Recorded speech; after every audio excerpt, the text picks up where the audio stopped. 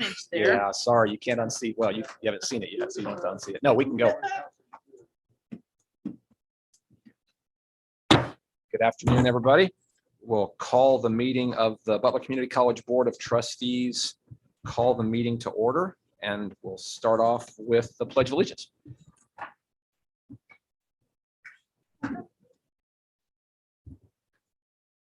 Pledge allegiance to the flag of the United States of America and to the republic for which it stands, one nation under God, indivisible, with liberty and justice for all.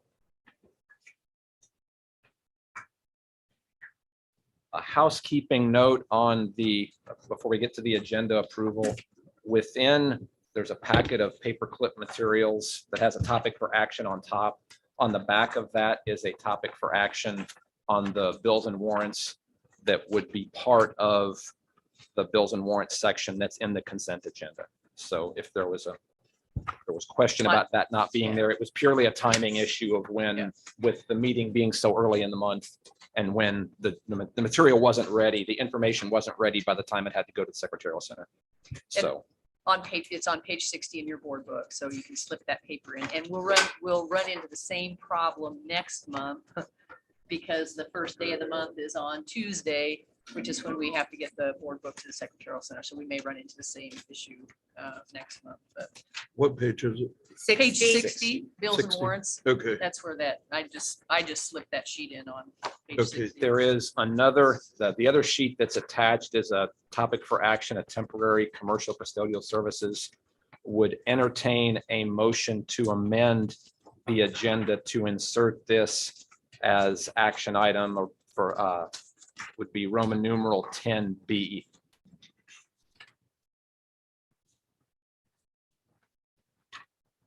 I move that we make the commercial custodial service item be 10B on our agenda. I second. Any discussion?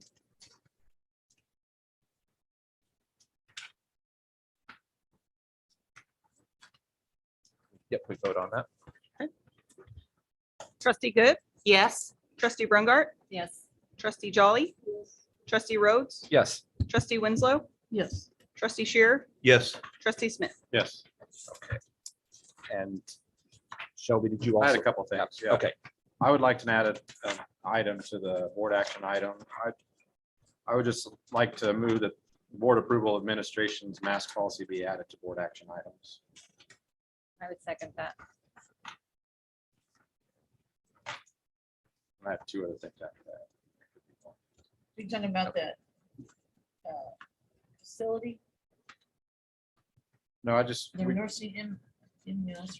no, I got a text saying that the college has re-implemented the mask mandates until a certain. date, Oh, and mask then they mandates. I'm sorry. I re-upped it didn't hear till that 14. part. I'm so Yeah. sorry. Yeah, sorry. speak up. If any discussion on that point, I would first point out the mask mandate, as you call it, is not a policy level issue that would typically be before the board. It's an operational issue that the critical incident management team has been handling throughout the pandemic. So that is an example of the type of issues that we aren't supposed to be in the weeds on.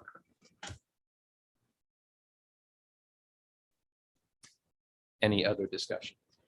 The only thing I'd like to point out is that while I understand that that is what the critical management team, or whatever it's called, has been monitoring, I really feel like it never hurts for the board to indicate their will. Never hurts to bring something up for a vote. I just think cloth masks are ineffective against the virus. And at this point, 2 years later, it's done enough already. I don't think we need to be having the kids mask up, the adults. That's my opinion. I would agree with that, especially since we're all sitting here with most of us without a mask on.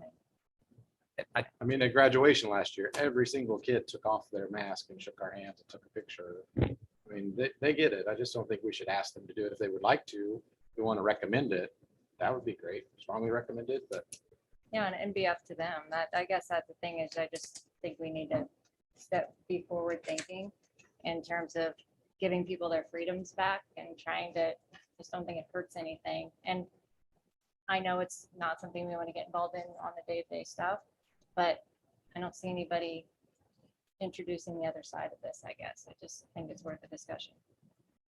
I think that the other side is we delegate the decision-making authority for things like that to the college, and the CIMT is the process that the college has developed to make those decisions. So while, in my view, I might personally have a different view as to whether that is appropriate or required, I don't view it as my place or the board's place to step in the middle of that decision. I would disagree and think we should. If you're asking people to do something that's not effective, you're in essence asking them to obey something that's not true, and thus essentially lie just to get along and not be in trouble. And that goes against my character, and I can't do it. It's just my personality. I don't. You want to recommend it to somebody? Sure, but we've been doing this for over 2 years. We all know the drill. We all know the risks, and Omicron's going to do its thing, and just arbitrarily doing it for a couple of weeks seems silly to me. Any other discussion from those that haven't chimed in? What we're voting on now is we're voting on an amendment to the agenda to add this as a discussion item. I think if I could just add a little bit, being in the schools and having, whether it's we're in a green or a red or whatever, it kind of goes, I mean, whose ever management team makes those decisions are kind of making those decisions off of information that they have available to them as to the number of students or the number of teachers that are out or staff members that are out. And I know that, you know, like in El Dorado, there are times when I wear my mask because it was required to. There are times now this week, it's a green week, so we don't have to wear masks. The kids, there are some who wear, there are some who don't wear. And to tell you the truth, the kids really don't care. I just feel So, like we should be at that standard everywhere. I just feel like it's a freedom thing. You know, I don't begrudge anybody wearing one or not. I just really think mandating something like that is just an overreach. It's not fair. Well, we're just voting to put it on the agenda, correct? Right. Okay, well, has it been moved and seconded both? Yep, Yes. let's go. Okay, then We can go ahead and call. Trustee Good, No, trustee Brungart, Yes. trustee Jolly, trustee Rhodes, No, trustee Winslow, yes. trustee Shear, I don't think so, no. trustee Smith. Yes. that motion to amend fails 4-3. Did you have some other Yeah, members? the only other thing, if I can do them both at once, I would like to move the two things for consent agenda item 11E, 1 and 2 to the board action items. I just had a couple questions and I wanted to talk just a tiny bit about the campus ESP. Do we have a second on that? A second? Any discussion on that? can you tell us more why you want to move Well, it to? I just want to ask a couple questions on the nursing thing, and then I just wanted to talk about the ESP. I don't have anything against either one. I just want to be able to discuss it. So this would be 10C. 10C. 10C. Any other discussion?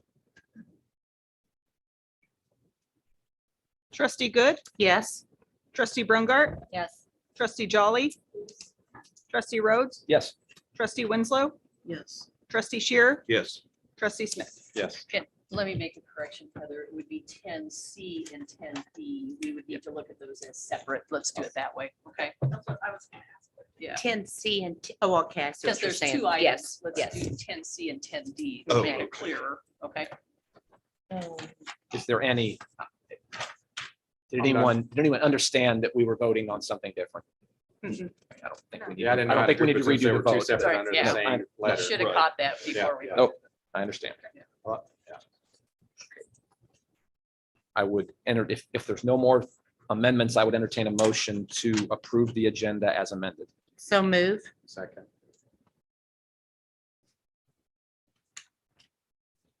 Oh, yeah, go ahead, sorry. Trustee Good, Yes. trustee Brungart, Yes. trustee Jolly, trustee Rhodes, Yes, trustee Winslow, Yes. trustee Shearer, Yes. trustee Smith. Yes. okay, that passes 7-0. Would now entertain a motion, the language is on page 3 of the board book, to move into executive session. Mr. Chair, I move that the board recess into executive session to discuss non-elected personnel matters to include members of the board, President Kim Kroll, Ray Cannell, and Shelley Stoltz pursuant to the open meetings exceptions for matters protected by non-elected personnel. And it looks like we are trying to meet for 60 minutes. Do we have a second? I'll second. Trustee Good, Yes. trustee Brungart, Yes. trustee Jolly, trustee Rhodes, Yes. trustee Winslow, Yes. trustee Shearer, Yes. trustee Smith. Yes. We'll move into executive session. We'll set the time here once we get.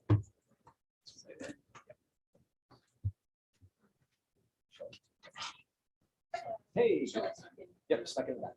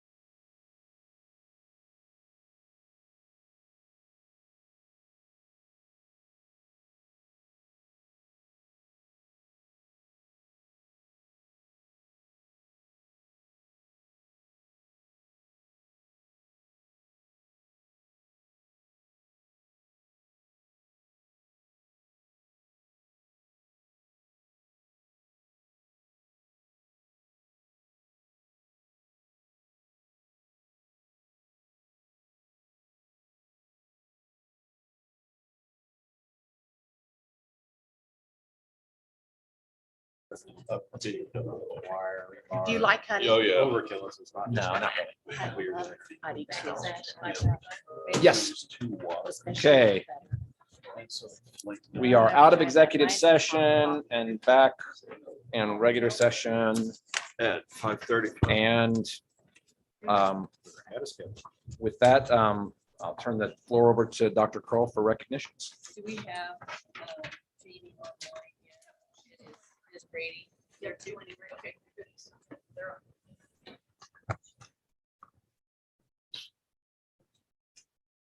on. It's like Jamie's on and Brady's on. Okay, can you hear me okay now? I got my microphone on. Is it okay? There we go. Okay, good. I'm going to start with Jamie Gehring. Jamie's online. Wave Jamie there so we can see your happy face. So wanted to spend a little bit of time tonight recognizing Jamie Esam, who is Dr. Muhammad, who is Jamie's supervisor, submitted this information. And so I want to share this with you. Jamie's quiet about the things that she does and a firm believer in teamwork, but she's our director of resource development. And she's responsible for not only helping us find grants for the college and grant opportunities and developing the proposals and submitting them for funding, but then part of her responsibility is also to help manage them, help manage the money, help make sure that the expenditures from the grants are done appropriately, and then all of the reporting that goes along with the grants. We try to be really strategic about the grants that we apply for to make sure that they're meaningful for the college. She has assisted with the writing and reporting of our annual Perkins Grants the last couple of years, which have provided annually around $200,000 in funding for the technical programs and for professional development. And so just some examples of how those funds have been used in the past. Jamie helped with the purchase of an alignment rack and brake lathe for auto tech, CNC plasma table for welding, 3D printer for engineering technology, new sets of bunker gear for fire science, and all kinds of trainers for our nursing program. She also has been really instrumental in helping support through grants, through the nursing initiative grant, the curriculum redesign in nursing to a concept-based curriculum, and integration of ABE students into the construction technology program through some special ABE grants. She also has been part of a really instrumental and critical team that has managed all the federal stimulus dollars. We made a really smart decision when we started to get those federal stimulus dollars to make all of the decisions and all the funding decisions and the reporting and everything run through a centralized committee. Jamie's part of that, and Kim Sherwood's part of it, and Kent and a couple of other key people. But Jamie's really the one that has managed and kind of been the leader in all of the reporting that goes along with all of those federal stimulus dollars that have been received for our students and institutionally. We all know from the conversations that the guidelines have been changing. They've been complex, they've been massive, and Jamie's really organized and has done a great job of keeping us on the right track and making sure things are reported on time. And so we want to say tonight to you, Jamie, congratulations and thank you. Your certificate of recognition says at the February 2022 Board of Trustees meeting, in recognition of your outstanding work in resource development and its management to the benefit of all Butler stakeholders and especially our students. So thanks for all your work. You're a leader and quiet about all the things that you do, but you do an outstanding job. So thank you. And Esam, thanks for submitting this. Thank you. Certificate to you, okay? Thank you, Jamie. Thanks for all you do. Next, we've got Brady Haig online. So Brady, wave at us so we can see your happy face too. There you go. Thank you. Mel Whiteside submitted this information, and this is really fun too. Brady's one of our outstanding I3D3 instructors, adjunct instructors, but he's also a Butler alum, which is kind of cool. He's the co-founder and creative director of Project Content LLC, which is a content or a company that helps sign dealers and their end users elevate their digital signage content. Project Content develops software for simple and effective editable templates for outdoor signage. So when you drive past Arby's and Applebee's and Chicken Express and some of those places, all these kinds of places across the country, Brady maybe has had a hand, or his company has had a hand in helping with their digital signage. He got recruited right out of our I3D3 program as a graduate to go to work for Next LED Signs to create content for them for LED displays across the country. And so some of his work has been in Times Square, on the NASDAQ, on the big NASDAQ billboard, at the WinStar Casino in Texas, and on some of the largest LED displays in Chicago. And so this year, an organization that's called Sign Builder Illustrated, they profile young, successful, kind of up and coming, innovative professionals each year. And so in their 5th annual spotlight, they recognized Brady this year as their young sign maker for 2022. He currently teaches interactive digital signage for our students. And what a huge benefit to have a graduate, a leader in his industry, who's bringing relevant and exciting content to our students and helping not only teach them about the industry, but helping connect them to, to his network of professionals and everything. So Brady, we're really proud of you. We're excited that you're in the classroom. We're especially proud that you're a Butler grad and that you're back helping our students fall in love with the things that you do day in and day out. So your recognition says presented to Brady Haig by Butler Community College at the February 2022 Board of Trustees meeting in recognition of being named Young Sign Makers 2022 in Sign Builder Illustrated's 5th annual spotlight. So thank you, Brady. We appreciate it. Thank you so much. I appreciate it. So I have a question. Are we getting like LED signs for Butler? I don't know. here? Hey, I've been trying. Whenever you're ready, let me know. We have an expert amidst us, don't we? We can light it Yep, up. that's exactly right. Thanks, Brady. For sure. Thank you. Thanks for joining us. I also want to recognize Dr. Esom tonight for his, again, humble, sometimes humble, not so much sometimes, but he's our AVP of Institutional Research, and Esom just found out a couple of weeks ago that he's been accepted into the Spring 2022 Data, Equity, and Ethics Institute at Harvard for Wow. this spring. So it's an application process. I don't know how many applications they get. 4 figures. But you all know Esom's great work. Yes. Butler, under Esom's leadership and direction, has received the Board of Regents Data Quality Award twice in most recent years. And that's, I think we're the only institution that's received it twice. Even among the universities, we're part of that award, in that mix with the 4-year institutions. And so, again, we have a great expert within our midst. And so Esom, congratulations and thank you for all of your great work. And we're excited for you to be involved. You get to go to Harvard for your meetings? Are you going to Cambridge for the meetings or are they online? I will know next week. Oh, there you go. Oh, that's wonderful. He said he may have to ask us for money, so. Okay. I got a school bus. I can take. And then my last recognition is for Randy Meisch. Randy wasn't able to join us tonight because he had a prior commitment.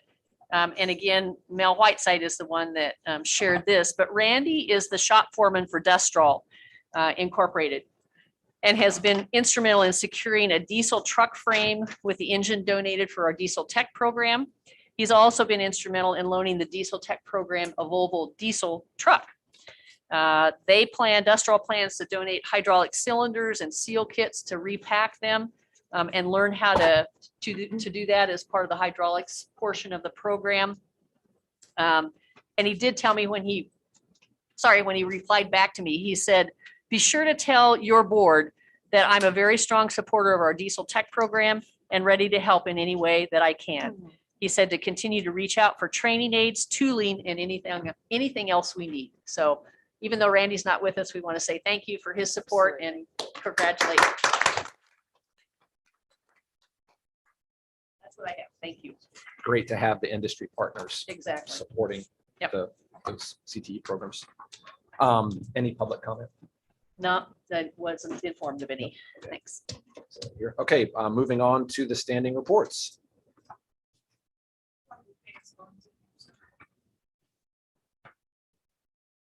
Lisa. So, yep. So we're ready for SGA.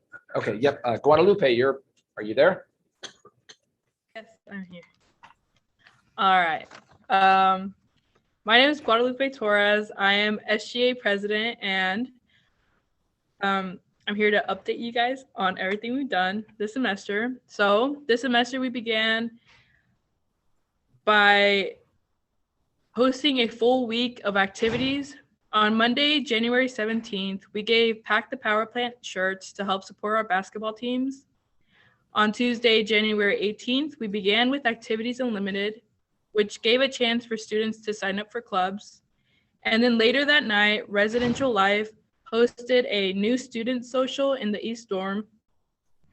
On Wednesday, January 19th, SGA hosted an open house with students where students had the chance to meet their officers and explore the office.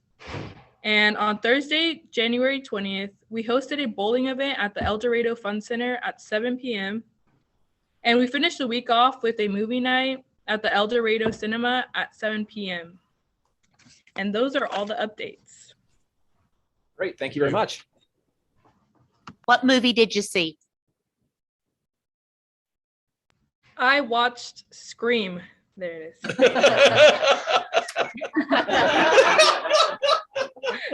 Good for you, kiddo.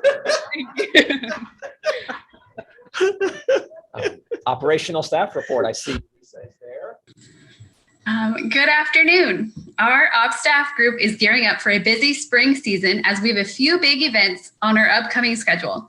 In March, we're headed to the annual Association of Kansas Community College Office Professionals Conference at Labette Community College. It's a 2-day convention where we'll have the opportunity to connect and learn with other operational staff members from other Kansas colleges. After that, we've got the annual silent gift basket auction during Spring Institutional Development Day, a bottled water fundraiser during graduation, and our annual recharge day in early summer. I'll share more details about our upcoming events as we begin to solidify our plans. Our next operational staff meeting is this Thursday, February 10th. Thank you. I'm feeling cold there, right down my. Sorry. Okay, and professional employees report, I see we have Terry here. Yes, please. I don't have a lot to say tonight. You're welcome. Be nice if you could reciprocate. That's okay. What I would like to do is recognize Connie Belden, our professor of accounting and business administration. She has been invited to present at Cengage Empowerment Education Online Conference in April. She will be presenting on the power of praise. Connie's just another example of the great faculty and advisors that we have here at Butler. She's a fine instructor, and if you happen to come upon her, I hope you'll congratulate her for this honor. Again, like the rest of faculty and advisors, we would enjoy all the support that you can give us. Thank you. Thank you. Before we get to the next report, I want to provide a brief response on behalf of the board to some statements in the most recent issue of the Advocate, which is the newsletter that the Faculty Association puts out. January's edition contains an article suggesting that the labor contract negotiations between the college and the association, and in particular the current state of impasse, are the responsibility of Dr. Crow and administration, and that the board is unsupportive of the positions taken during negotiations. To be clear, this statement is not only false, but appears to be nothing more than a reckless effort to disparage the administration and Dr. Kroll. The board approved the topics for bargaining last year, and we were kept apprised of the status of negotiations throughout that process. We were fully aware of and supportive of the declaration of impasse. We were fully aware of and supportive of the withdrawal of certain items during mediation. Most importantly, the board remains fully supportive of the position that administration has taken with respect to the early retirement benefit issues that remain in negotiation. To put it simply, the board views that issue as critical to the long-term financial health of the college. With that, I don't understand it first.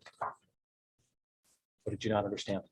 I understand what you said, but I've never heard anybody make a statement like that when contract negotiations were going on. And I know you didn't want Terry, so I'm just wondering why. you did. Well, the faculty association has already made the statement. That's what was in the advocate. This was simply a response to a misstatement that was contained in that. It wasn't meant to be a debate, and that was on purpose. Board Finance Committee report. Let's see. Where's that piece of paper that is Well, portrait or landscape? landscape, it should be in front of you. Maybe you typed it in on page 101 in your 101. book. I don't. I did. Thank you very much. We went through this. Kim did an excellent job. Kim Sherwood. Kim Sherwood, Kim Kroll, Kim Sherwood. Kim Sherwood did. And we talked about the late deposit on, under local sources, under 2022. The deposit will show up next month. And we're 7 months into our budget. We feel like the percentage is going well. We're at 53% right now, down to 45%. And under non-mandatory transfers, there was $1 million variance over, and that is to start the self-insured part. Any questions? Where's that 45%? 46%. 45 would be Oh, under 46. instruction on, Yeah, I see that. okay. Questions? Thanks, Mary Martha. You bet. You need a motion? For Okay. Thank you. Foundation Board has not met yet this year, so I do not have anything to report on that front. My report, Mary Martha and Dave joined me on the 27th to go to Topeka for the legislative breakfast. We had coffee and donuts ready for the legislators right beyond the security entrance. And so it was it was casual. It was a great opportunity to catch them as they were coming into the Capitol. We visited with a number of different people. We saw senators, actually had meetings with Senator Masterson, Representative Blex, Representative Avery Anderson, Representative Stephen Owens, and Patrick Penn. But we also had a chance to visit with Senator Fagg, Representative Williams, Representative Humphreys, Representative Helmer, and lots of other people. Carpenter. Will Carpenter. Yeah, I'm sorry, he's on my list as well. But a great morning in the Capitol and good conversations. And when we sat down with the legislators or talked to them, we really talked about, their continued support of the career and tech funding and supporting higher ed budget and things like that. The meetings that we actually had with them sitting in the offices were, really only scheduled for about 15 or 20 minutes because that's what their schedules allow. There were lots of committee meetings that morning and, people getting ready for hearings and stuff, but we had a great morning in the Capitol. It was fun to meet them. And KACCT decided that they liked that format because it was casual. It was kind of come and go. People could stand in small groups and visit, besides the fact that we could schedule in individual meetings with our representatives and senators if we wanted to. We had negotiations training yesterday, Zoom training that the admin team participated in. That went well. That was our annual mandatory requirement statutorily to do that. An update, just a quick update on MGB and fact finding. We received a list of 5 potential fact finders a week or so ago, 2 weeks ago now maybe. And last week on Monday, I think Terry and Sam Sparks and Greg May and Bill Rinkenbaugh and I got together for just a few minutes and narrowed the list down, and we'll utilize David Gaba as our fact finder.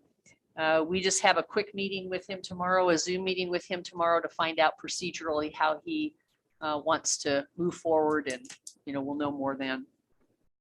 You have in front of you, I think Tom's on. Are you, Tom? Are you available to talk about the auction? Yes, I am. Okay, talk about the auction.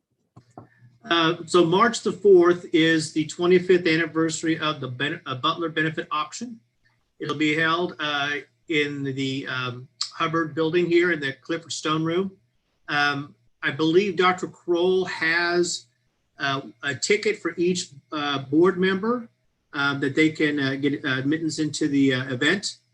We've got some wonderful prizes and wonderful live auction and silent auction items this year. So I encourage you, if you want to see a fun event and support our students, please attend and participate. Right. Invitations are in front of you. I think most of you have opened them. If you want to bring someone else with you, I think the invitation identifies that you'll need to pay for that additional person, but I'd really encourage you to get your reservations in. The tables are sold out, but there are still spaces, some spaces available at the tables. So don't wait too long, and certainly don't wait past the deadline or think that you can just show up that night and have a seat, because it won't. There To won't add be a seat. someone or make a reservation. You need to make your, I think the invitations say make your reservations by the 18th. Is that correct? Is that what it says on there? Yes, I believe Okay, so. yeah, you've got to you need to let the foundation know if you're coming for sure by the 18th, but you also need to let them know if you want to bring somebody else with you. And it's a really fun evening, high energy, lots of fun. As Tom says, great, both live and silent auction items. Last year was a little bit of an anomaly because of COVID. We did it virtually. But the year before that, we raised almost $250,000. And the year before that, I think it was about $230,000 or $220,000. It's a signature event in this area, and it's a lot of fun. So Will you be reserving a table for the board? no, I don't reserve table, but you need to do it on your own. The board typically doesn't sit together unless you really want to, but Thank you for the ticket, Tom. yeah. Oh, you're welcome. The foundation board members also just do their own individual reservations and stuff as well. So You can sit with us if you want, Julie. No, man, my solely my prime pristine reputation. the PTK, there'll be more information that's coming to you as we get a little bit further into February. The PTK All Kansas Scholars Luncheon this year, Phi Theta Kappa is PTK. That's our scholastic honorary for two-year colleges internationally. That luncheon will be the 1st of April at the Hyatt in Junction City. And the trustees are all invited, but again, you have to let me know if you're coming, because we have to make reservations for that and head count. Tell me when that is again. It's April 1st. I don't have any of the times yet or anything like that, but I'll get that to you. We have 4 scholars from Butler that will be recognized. Is it it's a- usually 2 or? No, we have 4 because we have 2 campuses. We have That's El right. Dorado and You told Andover me that, campus. yes. And we could actually recognize 2 additional students that are in career and tech pathways, but we didn't have any students apply this year to be part of this that were part of those pathways. They just didn't apply. So I'll get more information to you, but I wanted you to at least have April 1st kind of in your head and maybe on your calendar. The students get to invite family members to come along, and their exec council will be invited. Trustees are always invited. It's a nice event. So I put a copy for you of the KBOR legislative update from this week. These are the bills that the Board of Regents is watching. Of this list, the ones that the community colleges obviously are paying attention to are the Kansas Promise Act bills that have been presented and the amendments that probably will come forth through that. And then the budget, any of the budget bills, those, but you can look down through those and there's some things on here that relate to K-12 and, you know, maybe some things that are more university related, but wanted to just put that in front of you. I would like to also invite you next Monday to the Andover campus of the 5000 building from noon to 1 to join us for Arise. Our Black Student Association and our Student Government Association have partnered together to bring Arise to campus. This is Arise is the acronym for African American Renewing Interest in Spirituals Ensemble. And they do an amazing program on choral and storytelling. And this is in recognition and to celebrate Black History Month from 12 to 1. I don't know that there's food. I can't guarantee food. But come for an hour and support our students and enjoy the music and enjoy the stories that these folks share. I think it'll be exciting and a lot of fun. And then Kent, I'm going to turn this over to Kent for just a second because Kent has some news from his area, right? About him.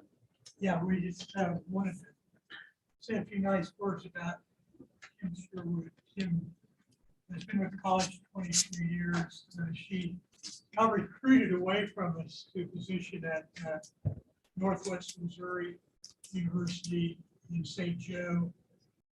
Kim grew up on a ranch, and her dad still runs the ranch. It's about 60 miles from St. Joe, so she's much closer to her dad, and she has siblings in the Kansas City area. I had the honor 22 years ago, along with Edith Watt, to hire Kim as our assistant director of accounting. She was in that position 5 years, and then she moved over to the foundation, was their director of finance 12 years. And then I had the honor again of hiring her back as our director of accounting 5 years ago. I'm trying to think of some words that come to mind when I think about Kim and my experience with her.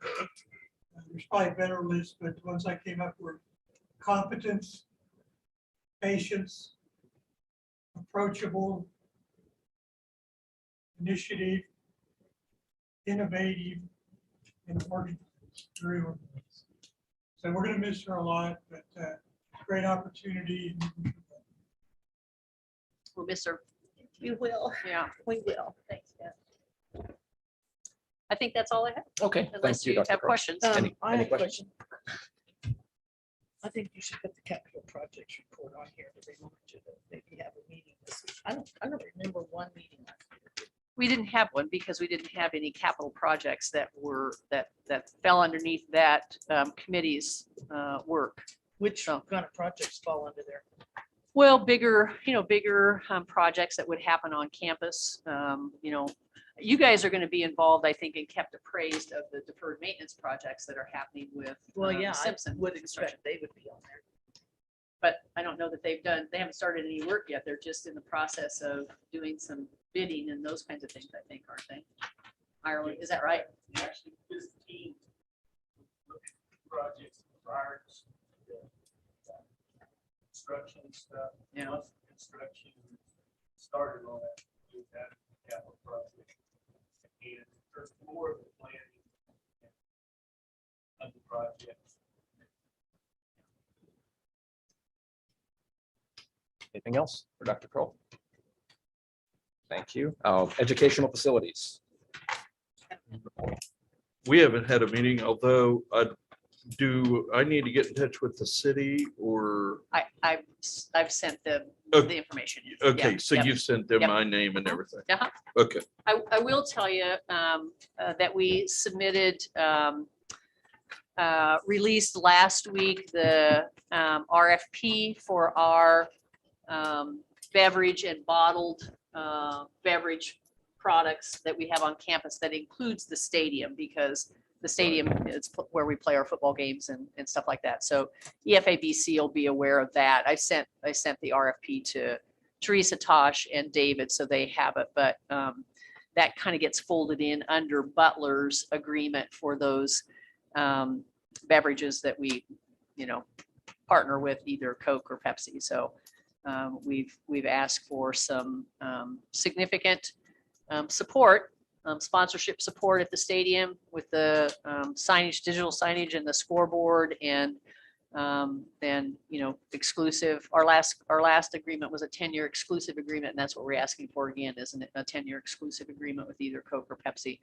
But the vendor that gives us the best deal will get the partnership and the contract. So we'll keep you posted on that. It's the RFPs aren't due back, or the proposals aren't due back until 31st of March. Moving on to monitoring reports, we've got Dr. Nichols. You want to stand at the podium? Better do that so we can hear you. So you'll be on microphone. Sorry.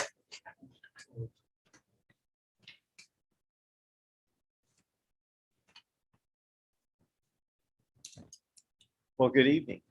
Good evening. I love coming to this. And it's not because I enjoy public speaking, but it is because I love to brag on the faculty and the students that we have here at Butler. I'm extremely proud every year of everything that we've been able to accomplish together as a team. And tonight is no exception. You have the report, and I'll ask you to turn to page 2 of the report. I'll point out a few things here. You'll notice on table 1 here, this is the list of degree completers. And you'll see it in 2019, we had 25 degree completers. In It's on page 6, you guys. Right here, page 6. Oh, sorry, page 2 of my report. I guess it's page Page 6. six, Okay, I'll add 6 to everything. Or 4 to everything on yours. But anyway, you'll notice that on the left-hand side of the page there, in 2019, we had 25 completers.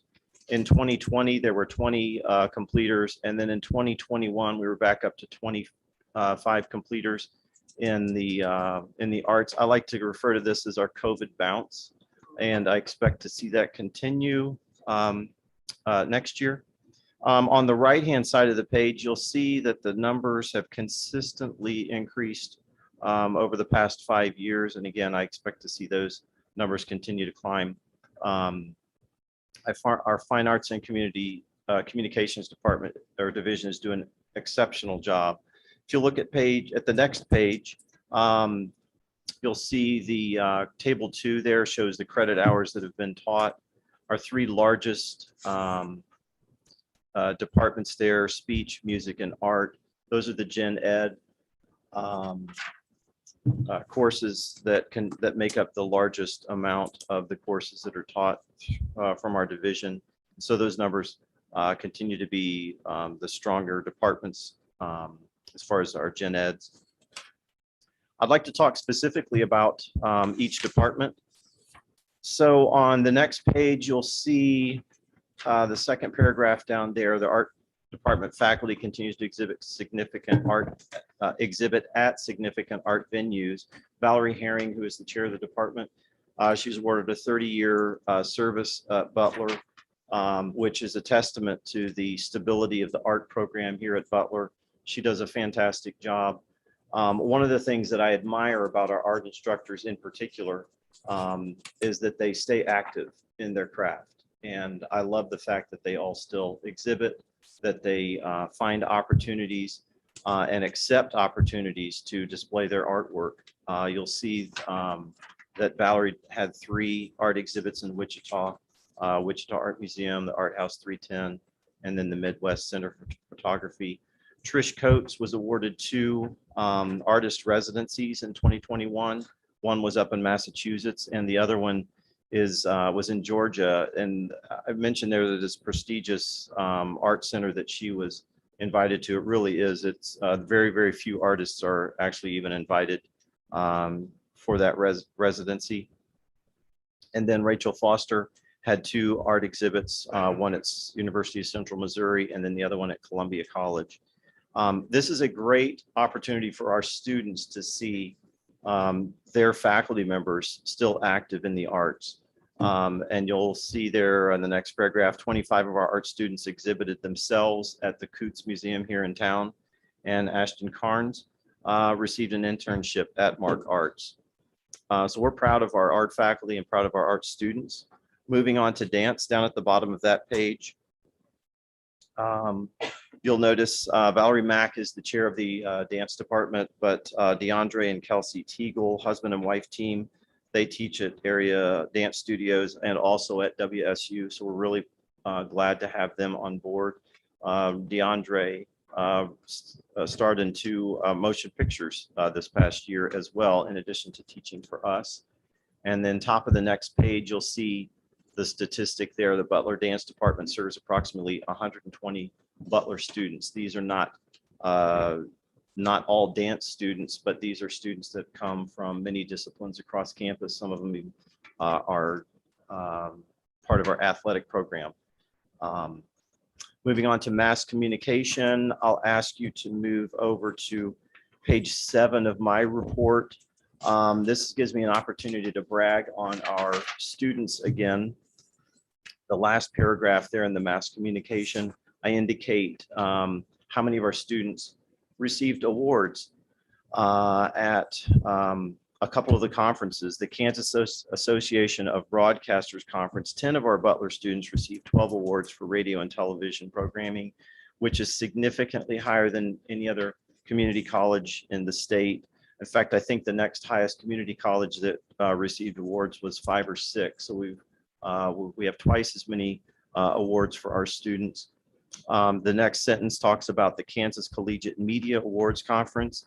The Lantern, which is headed by Amy Chastain, they earned 14 awards, and the Grizzly magazine won a gold medal overall, and then 12 other individual awards. So again, we're very proud of Keith West and Mike Swan and their accomplishments with their students in mass communication. Moving on to music. If you'll turn the page in the middle of page 8 of my report, the vocal music in 2021 became even more involved in our community with over 20 planned performances outside of our traditional home concerts, which happen here on campus. Also, our annual show choir festival brings in students from 12 to 16 different schools in Kansas. This gets these students on our campus, gets them to see our facilities, gets them to meet our faculty, gets them to meet our current students, and encourages them by means of recruitment to become students themselves here and to be active in our vocal music program. Turning over to the next page, Brett Martinez, who is the chair of our instrumental department, he visits over 20 high schools per year, conducting workshops with students and getting them prepared for upcoming performances and competitions. Butler will again start hosting the Regional Solo and Ensemble Festival each year, which brings in about 300 students to our campus. It's quite an event. That's a lot of students. Fortunately, that takes place on a Saturday, so it doesn't interfere with classes that are going on campus. But it is one of our better recruitment opportunities for our instrumental music program. Moving on to speech, the Department of Communications is, as I mentioned earlier, the largest department in the fine arts with 5,800 credit hours being taught. We use all of the modalities, face-to-face, online, and blended classes. And then lastly, talking about our theater department. Turning over to the next page there. Theater department was pleased to return to live theater performance. This was a significant event, being able to move away from streaming and video performances, moving back into a live theater productions. They're working right now in the Children's Theater, which, as you see there, in this month will bring in estimated 1,800 students and is one of the most significant recruiting events. Long-term recruiting events, because a lot of these are grade school students. But in conversations that I've had with Bob Peterson in particular, he mentions that several of the students who end up coming to Butler often refer back to their experience in the Children's Theater.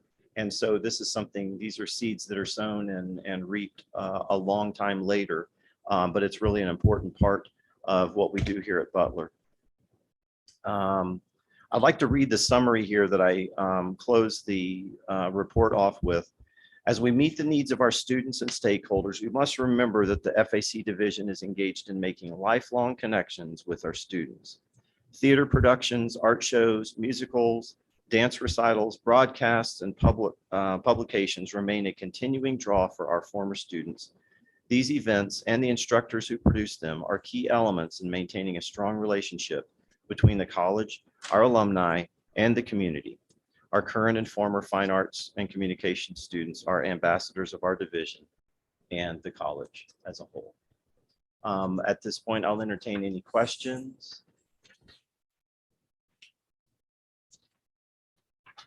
I might have one. How Okay. many part-time faculty do you have in your department? We have about 17 full-time and we have about 55 or so adjuncts. Thank you.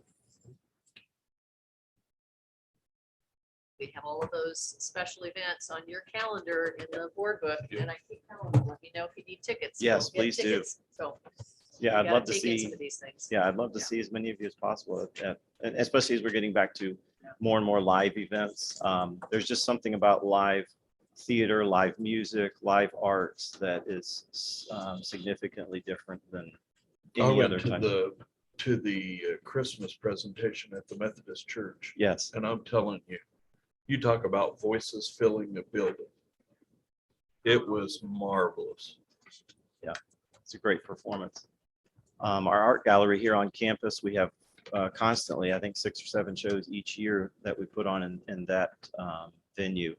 So I'd encourage you to just stop in anytime during the day. Those are usually open and available. But again, I love this opportunity to brag on both our faculty and our students. We're seeing significant accomplishments. And now as we emerge from COVID, we have even greater opportunities to continue building upon what we've established so far. Thank you.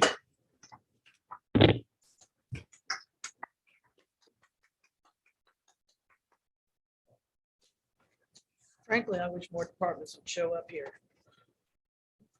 We have them on I the, wish more departments would show up and give us that sort of feedback, per se. I don't know exactly how to word it, but they're on a regular schedule, Julie. You'll see these division reports throughout the year. I remember the last one that was here was him. Yeah. Probably, I Must would not say. have been as exciting. Did I you would go say to the we're- podium and all that? No, I sat right here. See, that's the 10 months difference out of the right year, we there. have a report. I think, yeah, 9 or 10 months out of the year, we have a report from different, All of the from different divisions. divisions. Well, then I guess I just wish they'd come more often than they do. But I do Moving on. appreciate you being here. Moving on to strategic discussion, and we'll start off with the discussion on tuition and fees. That would be. Floor is yours, sir. Make sure your microphone is in front of you, please. Okay, thank you. On page 16, there's a rather concise report on our preliminary tuition fee rate recommendation. This is the culmination of a lot of communication among the various departments and administrative departments and divisions, and culminating up to the discussion at the VP meetings. We've made a decision this year to recommend no change in the in-county, out-county, and out-state rates for next year. And we are recommending a decrease in the international rate of $37 from $219.50 down to $182.50 per credit hour, which is the same as the out-of-state. We are hoping that we can increase the international enrollment that way, and it's our consensus right now that this is a revenue neutral recommendation. In other words, we're not anticipating any new revenues, but we think this should hold our revenues for next year. We- And I'd be happy to, any questions or any of the other administrators would like to comment. The international rate. Are you expecting funds from more international students? Well, I may not be the best person to speak to this, but we've found that that particular population is very sensitive to price. And in the past, when we've lowered the rate, we have seen an increase in the enrollment in that group. And I don't know, if Esam or Jessica would like to comment, but that's the conclusion I remember from our discussion. I'm happy to see that, just to try to entice people. Save students. Yes, correct. Kent, that was our conversation, and we did, I think back in 2016, we did decrease the international tuition rate, and we did see an increase. And then, things have just kind of creeped up from there. We do also, I think, have a challenge that we're overcoming now with COVID and travel bans. So I do think we're going to have a strong fall with international, and this will definitely help with that. So how do you market that? How do you communicate that? Like just on the website or? Yeah, website, digital ads, social media ads. And we do have several students who come for different activities such as athletics. And then we do also have students that transfer from other institutions that are already in the United States, and they transfer to us that way as well. One of the things that we talked about, I guess a week ago, maybe when we were talking about this at VPs, at the last Board of Regents meetings, or the last Board of Regents meeting, the regents unanimously supported a motion that the university tuition and fees would not be increased this year. The conversation was that if they receive funding as indicated in the governor's budget, and the universities receive that funding, then they will be required to hold their tuition and fees flat from last year. So we feel like this is an important opportunity for us to be able to not piggyback on that necessarily, but their tuition and fees are still quite a bit higher than ours. And so it gives us an opportunity to convey a really strong message to students that, there's real value, there's financial value in coming to the community colleges, even though the universities are holding their tuition and fees flat. I think it's wise, and I do like the idea of decreasing the international, because international students also talk to international students at academic, both academic and athletic events. They will talk to each other, and I guarantee you prices is a big concern of theirs. Thank you, Kent. Thank you. This will be back on the agenda in March then. I did like your technology fee note, just so we can have Bill pay for all his computers. And I would like a question on that. There it is. If this is the right time. to answer that. Are we moving on? Are we still talking about the Well, it's at the tuition bottom of and the topic fees? for discussion, the technology fee being still under construction. Consideration. No, Yeah, yeah. go ahead. So we actually have a technology access charge. We established this last year. We got rid of our standard technology fee. We discussed this in here to kind of, the things that we're providing. What's everyone doing? Well, his camera. Yeah. They're trying to see you, but it's just for us. Okay. All the stuff that we've provided with the capital outlay, the mill levy. None of us want to ever go back and ask for that again. So what we're, the technology access charge where we're at. The other piece of this, we were able to pay for our student, my Butler laptop program, so students can get laptops. We're able to use some of her funds for that. And when we had that conversation in here, you guys asked about sustainability.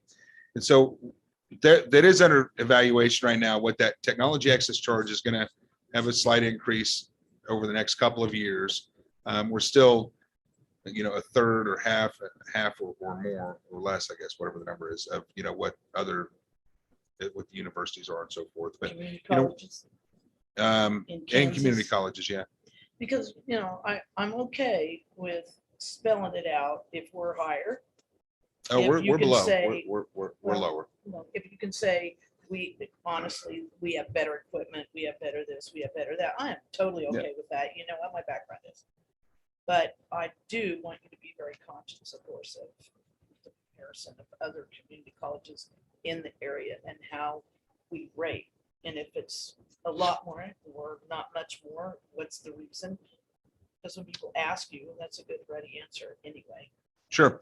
I appreciate that. So what we're, I think over the next couple of years, what we will be moving up to so that we can create that sustainability model that we talked about will bring us in line with most of the other community colleges. I would say, I'm not implying that there's not another community college out there that is at or below where we are. But when we look at kind of where we're at with the averages, the way we've structured ours versus the per hour technology fee and then the other fees that they have in place, I think that I mean, when we had the conversation at SEMT, when we did this last year, we're going to be right in line as we move this up, 10 to 15% over the next couple of years total on that technology access charge. But that is what allows us to create sustainability for this technology that Right. we provide students.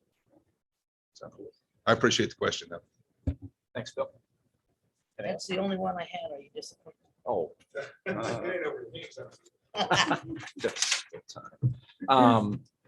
Moving on, again, Bill, you can keep the floor. We're moving on to the production trailer. So we were actually presented with a great opportunity from Evergy. They have a gooseneck trailer, enclosed trailer that they wanted to donate. And originally they'd asked, and this is more recently than the food truck, but they kind of approached like, hey, do you guys need a trailer for a food truck or something? And we're like, no, we actually have a food truck now. But so we kind of brainstormed, we put a group together and kind of brainstormed what this could do for us. And as I kind of spelled out in the topic for discussion, in addition to providing maybe a studio for remote productions, whether it's at athletic events or community events, the ability to use this as a promotional trailer, a rolling billboard, it gives us an opportunity to be out in the community. There's some costs as you look through that topic for discussion, some costs in kind of outfitting parts of it. Those are budgeted items that we already had this year in having to upgrade and make changes to what we would call our mobile production stuff now. And when I say mobile production, and Matt Jacobs can attest to this, that means kind of loading it up in the back of his car and taking it. This gives us a better venue. It also gives us a showpiece whenever we partner, oftentimes with local schools, our area high schools, and kind of show them the technology that we have. Gives us that showpiece. Additionally, we talked to Jessica and her team. We'll be able to use this as a mobile recruiting and enrollment center because as you see in some of the pictures that I've included in there, it's got built-in desks and cabinets and some things like that. The two pictures at the bottom are samples of other trailers, from other colleges. I think one of them is St. Louis Community College and the other one is Northeast Community College in Nebraska. Actually, the Northeast Community College one, that one, it looks the most like, from a layout perspective, what the trailer we're getting has. Ours has that back deck that folds out on it. So, there'll be some cost in getting the trailer wrapped. The college has a truck, Ireland and Facilities has a truck that'll pull it. But we're really excited to get this out, get it out and get it in the public and have it at some of our spring sporting events between baseball and softball and track. And I think future plans for it are great. It's been a great conversation with Matt Jacobs, with academics and our mass communications group and our Dr. Keith West, who handles our TV and radio, and then Mike Swan, who does sports broadcasting. There's some really neat opportunities to create kind of a mobile learning lab as well. But So so you're talking about a big wide range of. yeah, so everything that we'll put into it is modular, right? So when it's time to take it out to do let's say we're going to go broadcast the baseball game. Those cabinets, those modular cabinets will roll in there, lock in. When we want to take it to a school or a parking lot at Walmart to do whatever, mobile recruiting and enrollment, then we can roll in the computer on wheels, the laptops, the car with the laptops in it. So they get those out on the tables there and do those such of things. So the way we're designing this out, it's really modular. It'll be multifunctional. It says production trailer. We're kind of referring to it as production promotions. It's So who's gonna claim? responsibility for it will fall under I mean, it's gonna be full of technology. Ireland will manage it from a fleet perspective, but the technology and everything inside it will be managed by my department. Okay.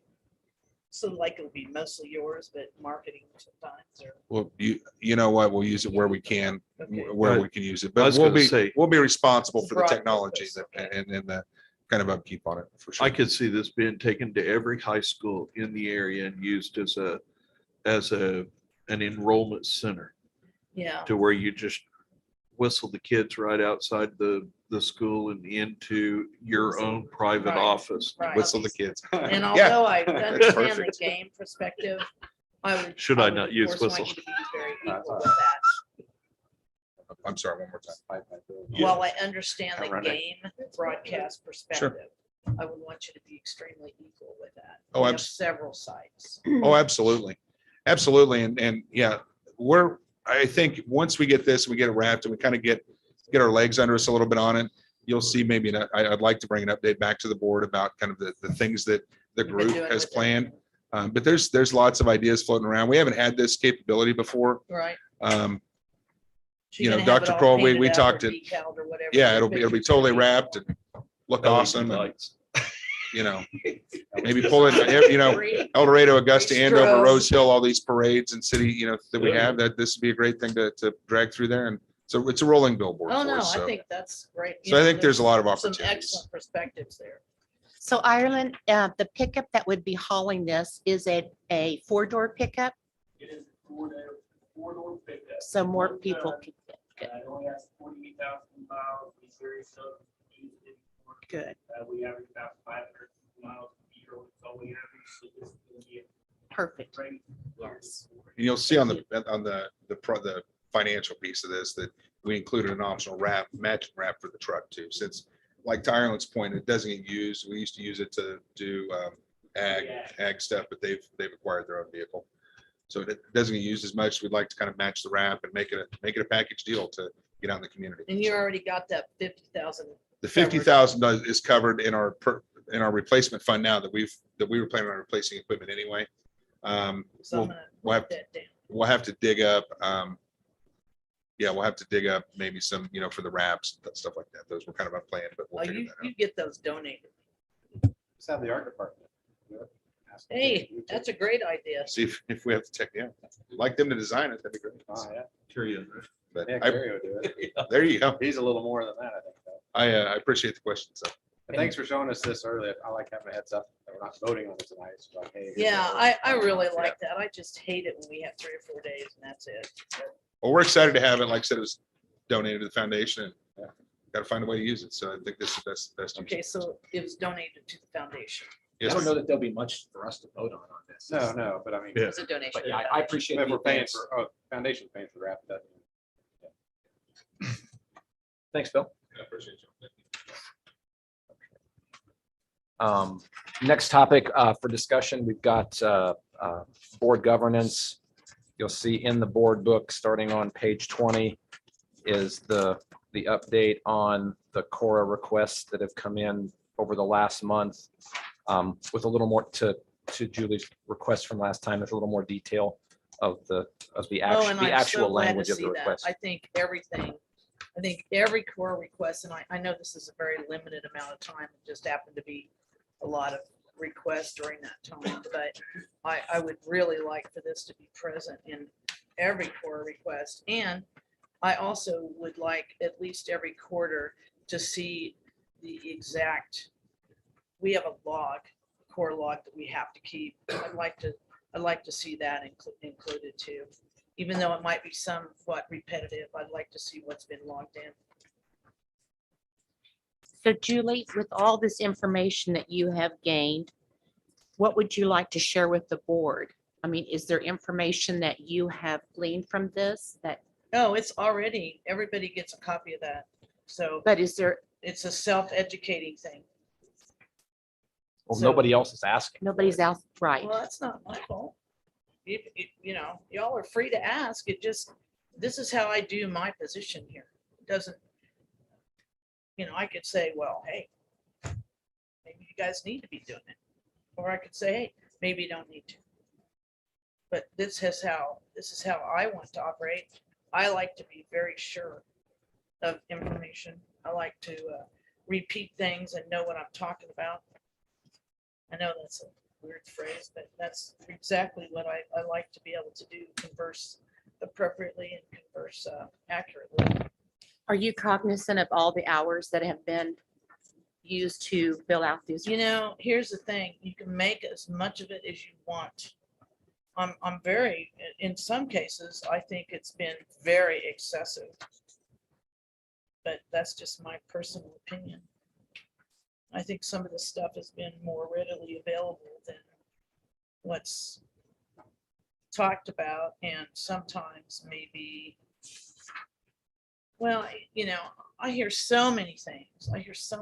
You know, I hear everything from, oh my God, you wouldn't believe the meetings that we have, how many times people say, we don't want to give that information out. We don't, you know, and they talk about it endlessly in meetings about how they don't need to give it out. They don't want to give it out. Well, this is how I have to operate. I have to know what's what.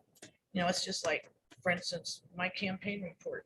It was filled out on the right form. It was turned in at the right time. I'm just very meticulous about public records and questions that I ask or reports. That's why I like to put it in writing. So Do you appreciate, though, there's a balance between the perceived value of the information that's being requested and the burden that it places on administration to collect it? Because there is a time. I mean, limit. simply because you have a right understand. to the information doesn't necessarily mean that we ought to be putting the staff to all the time that it takes to collect it. you know, I really have to disagree with you, Forrest, and although I appreciate your comments there, bottom line is I try very hard to ask for things that's already in existence. You know, when I asked, let's take a recent example, for instance. I did ask because there's been so much, you know, discussion about HLC. I did ask for the last evaluation audit, whatever, and I wanted to go through it. Okay, now that's a readily available record that You somebody don't know has. if it's readily available or not. You don't know how the college maintains these records. Well, are you audited at your firm about? You are- No, I'm just asking you. No, No. look, I didn't interrupt you. Go And ahead. Go I ahead. sat and listened to after all the friction last month, you sat here and read a statement that the board was not aware of. At least I was not aware of the statement you were going to read. It was not on the agenda. I was not a part of it. That's not the I'm topic we're telling talking about you, right you now. want me to go by your rules, but you're not going by them. What is your response? We're talking about board governance right now. I'm talking about board governance too. No, you're I not. have to have certain information before I feel like I can do my job. Now, if everybody else just wants to raise their hand and nobody wants to know any information about it, that's fine with me. That's just not how I operate. I don't think it's fair to suggest that because no one else has I'm asked not for this really information suggesting that it. I'm just saying that. you want to not interrupt. I don't think Sure. it's fair to suggest that because other people haven't asked for this information that somehow they're not doing their job as a trustee. I think the fact that the majority of the people haven't asked for this would call into question the need for it to be pulled in the first place. Well, if you want to decide that you're going to deny me information, far be it from me to stand in the way. You've got a board majority right here. No one has suggested to deny I'm you just saying- information. The Well, question, no, last month, Mary Martha actually suggested that pretty much I paid for it. if you want I to did. request it through Cora, the college has a Cora process that requires Cora requests to be And paid. how did we get to this point? You tell me not to talk about it, but we got to this point for a pretty good reason. No. You're missing the point that I think, and I don't want to speak for Mary Martha. The question is do you appreciate? Let me Of course restart. I appreciate it. We have no basis to dispute the amount of time that administration has logged to these requests. You might personally think it's excessive, but you're not with any of these folks looking through files, doing the research they need to fully respond to the request. So I think it is completely unfair to suggest that those numbers are anything but accurate. So Well, most of them are financial or financial related. A lot of these records are financial related. The HLC stuff. So the HLC isn't, but you know, since it's being harped so much that, oh my God, we're so concerned about this. I feel like that. Just to break this up a second, I requested last month of Dr. Speary from some HLC specifics because I feel constantly I'm being threatened with the HLC cudgel. Just throw it out randomly, HLC, if you don't do what you're told. Anyway, he sent some information on a Ohio Christian, this page 24. He found information Ohio Christian University is placed on notice, kind of insinuating that if the board doesn't do what they're told, they might get placed on notice like Ohio University did. And the Higher Learning Commission problem with this that I printed off is criterion 5, core component 5A, the institution's resource base supports its current educational program and its plans for maintaining and strengthening quality in the future. They're having financial trouble. They're not just having board members that disagree with the administration asking too many questions. So I appreciate what he sent me. This doesn't really have anything to me regulating my free speech when I disagree with an opinion. That was my only 2 cents on it. I appreciate him sending that to me, but it doesn't really state that. It says the Board of Trustees of the HLC recommend, or they place them on notice, but not the Board of the Trustees of the college did anything wrong to put that college on notice. I think if the Board of Trustees had been more financially involved and run their college better, they might not be in trouble. But I don't think that's. So you weren't looking for an example of a No, I notice was letter looking for a black generally, and you white were example looking of for what the something. board did Well, because I think that's one of not the, what I was providing. one of those examples did have, it had some challenges to board governance, if I remember correctly. I haven't been back to look at those recently, but one of the examples that he sent you very specifically related to some board governance issues. And that's why he chose that example, just to show you what, what No, I happened to get that it. It's just- institution. I'm not intimidated and I get tired of being threatened constantly with HLC. I think there's a difference between being aware of the consequences of actions and feeling threatened by it. I don't think But there's any attempt no to be consequence of threatened. action in black and white. It's kind of a general, this could happen if you don't do it. I'm telling you right now, but there's not.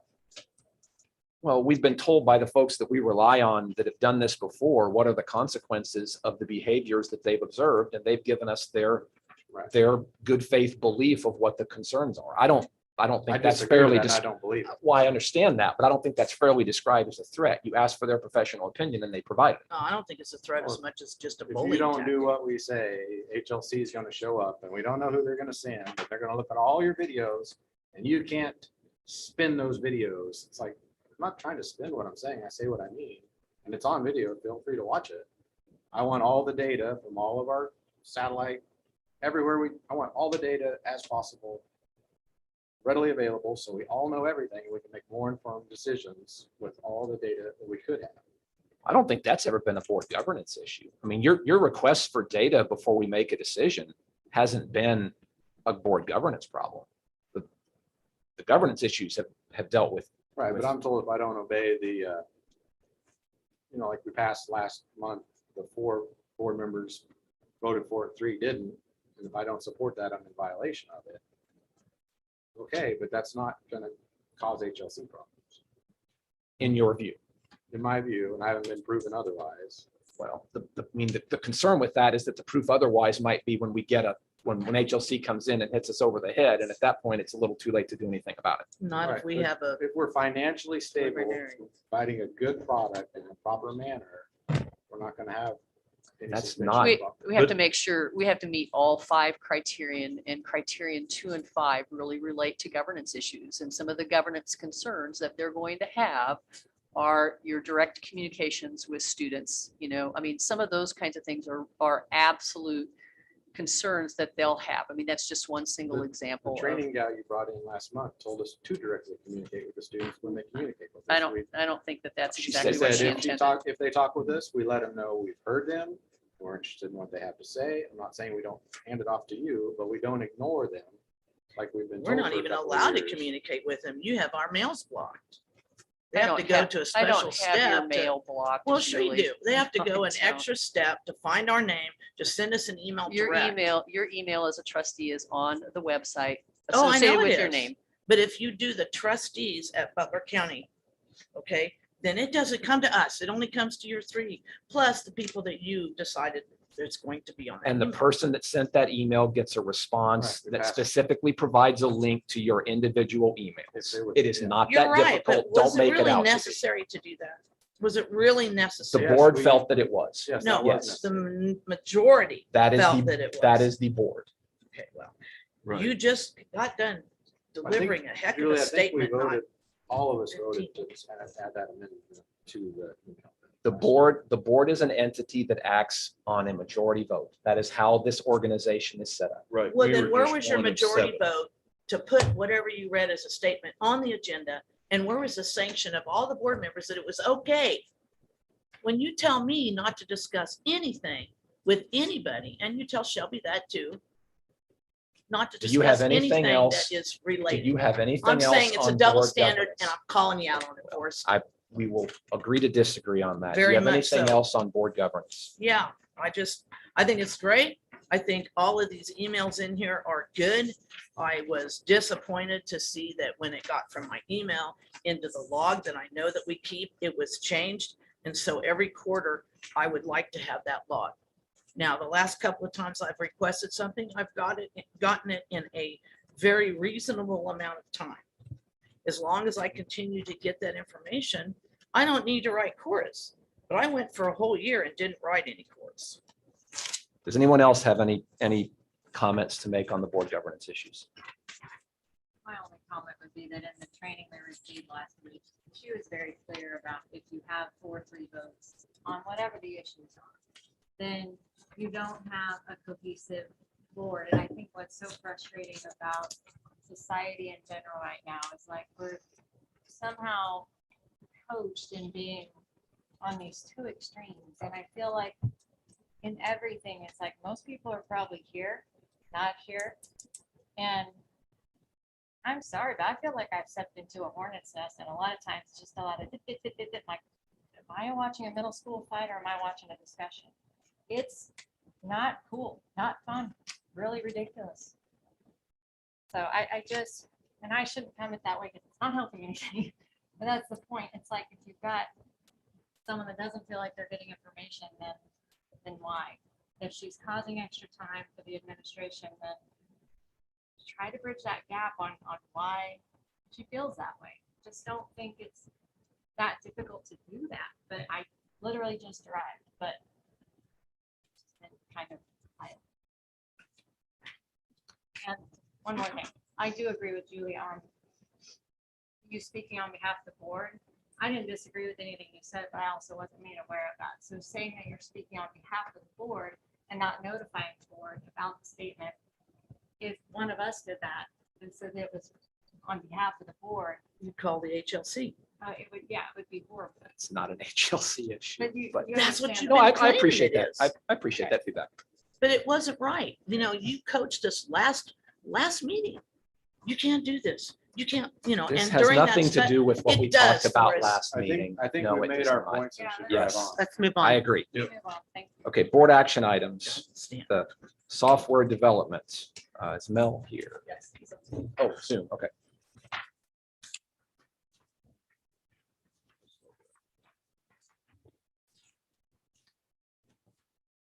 Mel, are you there? There he is. Here he is.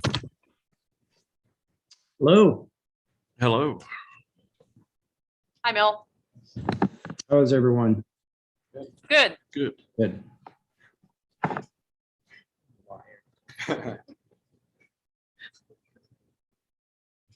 Software Go- development. Yeah, go ahead and The- tell us about the software development revision, Mel, and why that's on the agenda for us, please. Couple of years ago, we had decided to make some critical changes to the software development degree pathway in the certificate. We had one of our faculty retire who was also the software lead at the time. And so that was the reason for the change, or one of the reasons. So what we did is we took it to the advisory committee. We had them review it. And they said, yeah, we need to really gut this thing and start over. So we, since that time, have also added additional advisory committee members. And those advisory committee members agree, the new ones agree with the ones that had been sitting on the advisory committee as well. So Brett Eisenman, our professor lead for cybersecurity, and Kevin Lantubner, who's our lead for internet working management, both of them took on the task of meeting frequently with the advisory committee members and determining which courses need purged from the pathway, which ones needed to be added. So after numerous meetings and writing new curriculum and getting all of that done, this is what they have come up with. We feel like it's a very strong pathway. Once it is approved, we have the goal and the intention of start articulating that with some of the regional colleges. Software development is a very fast growing career pathway. So we would really like to see that remain a pathway for us. It's not a new pathway, it's just a revised pathway. Thanks, Mel. Any questions for Mel? KBOR requires that anytime you make changes to more than 3 courses or 9 credit hours, you have to submit a revision.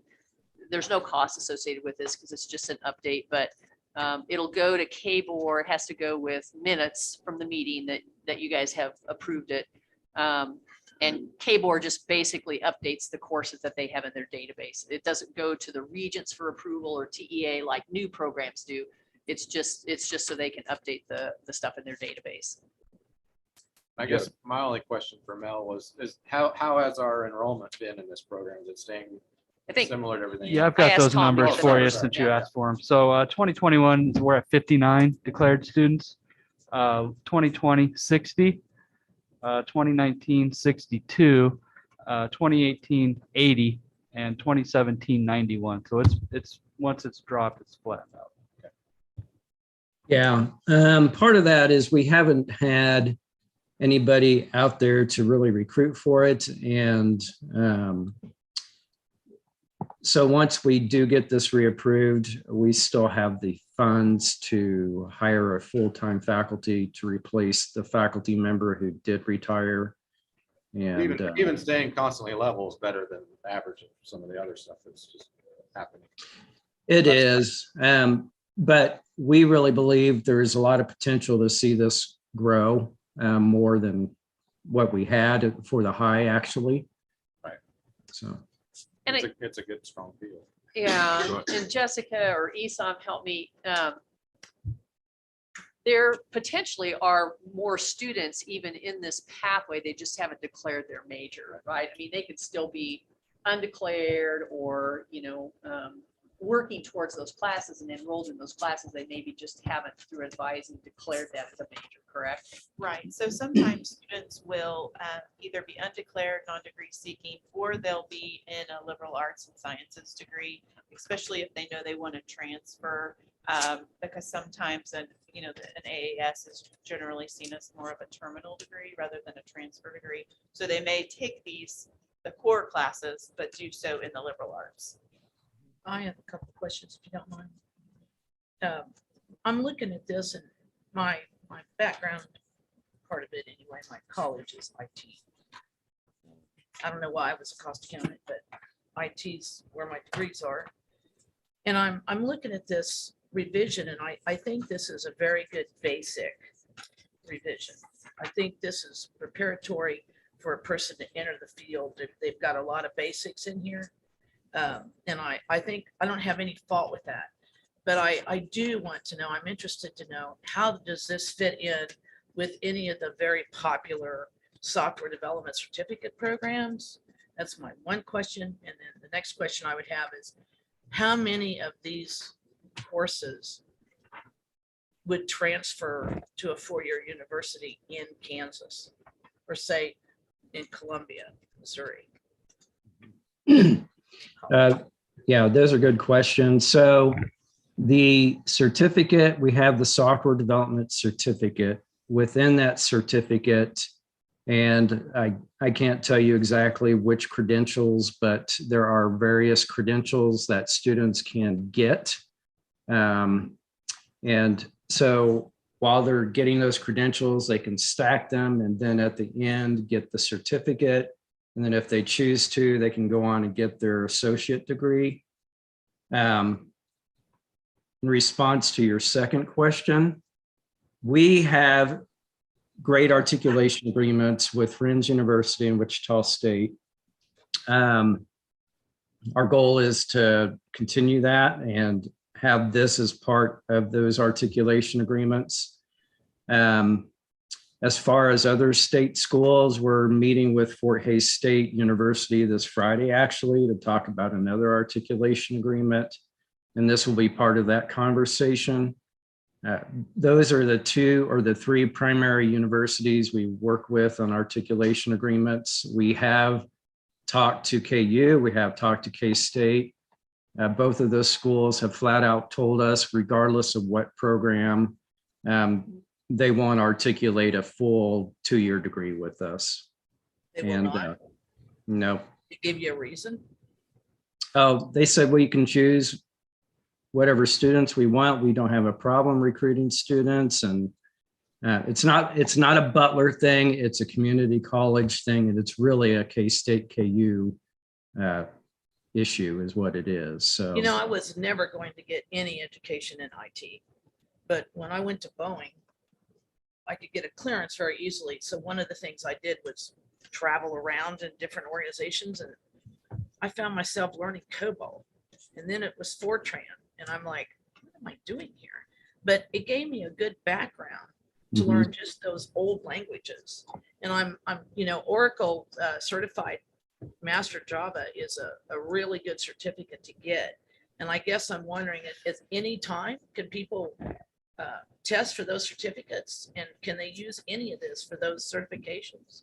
yeah, they can. I think it's a very important thing that we do. I think this is an advancement over what we had. I don't want you to think I don't, I do. But at the same time, I'm kind of wondering about your internships. If you talk to any of the major, we're all out about aircraft here in this town.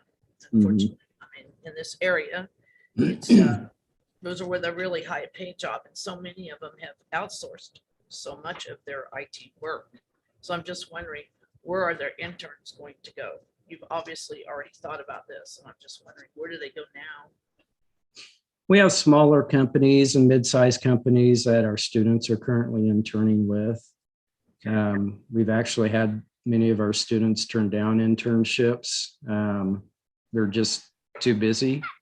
And we continue to have conversations with some of the other companies. We have talked to Textron.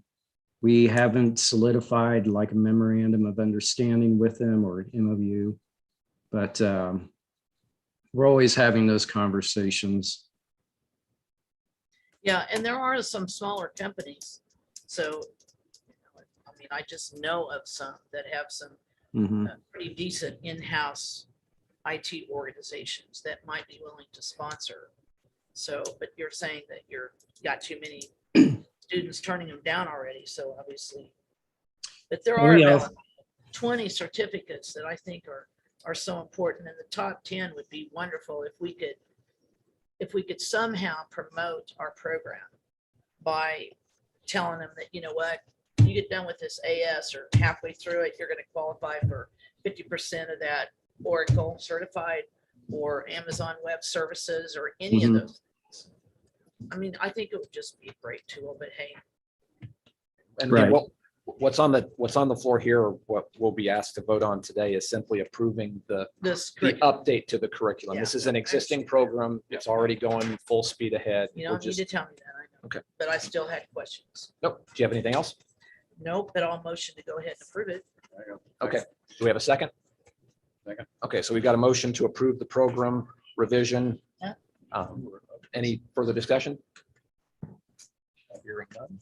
Trustee Good, Yes. Trustee Brungart, Yes. Trustee Jolly, Yes. Trustee Rhodes, Yes. Trustee Winslow, Yes. Trustee Shear. Yep. Trustee Yes. Smith. Here. We are very formal here, David. Okay. Our next item is one of the items that we added to the agenda, and this is the loose materials that were on your desk when you sat down for the temporary commercial custodial services contract. And I don't know. Oh. Want to just move to approve it? Okay. Yeah. Okay, we've got a motion to approve. I'll second. And we have a second. Do we have any discussion or questions? I assume it's just hard to find workers right now, like everybody else. Very hard. Very hard. We have Competent workers that should. What are you gonna do? Seems noteworthy to me that even over half of the folks we tried to get to bid didn't bid because they don't have the Can't get to staffing it to anyway. support. Oh, to no support it. kidding. It's, I mean, it's restaurants. It's everywhere you go. I was asking Shelley this morning when we were talking about this, because the recommended bid is a little bit higher than the low bid. And Shelley said it's because that company wasn't sure that they could staff. Yeah. Even as the low bid, they weren't sure they could have reliable staff here, so. I have a comment. Ireland, do we ever use the inmate help from Winfield? They come over here every day at 8 and leave at 3. Do we ever get into that? The city uses them, the county does? Not a bad idea, though. I mean- No, we haven't. I mean, years ago, we've used them just a little bit on certain days for grounds and stuff, but that's been 25 years or so, so. I'd like to see us just check into it and see if they have, I'm sure they have plenty of help. Do they they still still offer offer plenty of people in transportation jail. up here? Yeah, I can check into it. for Okay. Sure. Because hopefully up here in 6 months, I won't have to have contract help, but you never know. Yes. So I'll put them on the list and I'll do some investigating. Great, thank Any you. other questions for me? And where would somebody find your help wanted ad, or if they're looking for a job? Okay. And several other sites. They're like spider dot something net or something. They're free sites where our postings automatically go out to about 20 different sites.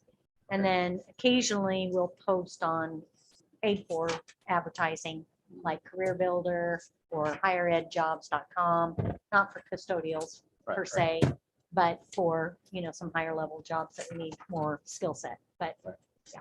Okay. I mean, if you came, I was gonna say Kansas Works. Kansas Works or Kids. Goes out to Kansas Works and all of those areas that do employment searches in and around this area. Thank you. Thank you. Okay, so we have a motion and a second on the floor. Go ahead and call the vote. Trustee Good, Yes. trustee Brungart, Yes. trustee Jolly, Yes. trustee Rhodes, Yes. trustee Winslow, Yes. trustee Shearer, Yes. trustee Smith. yes. Okay, that passes 7-0.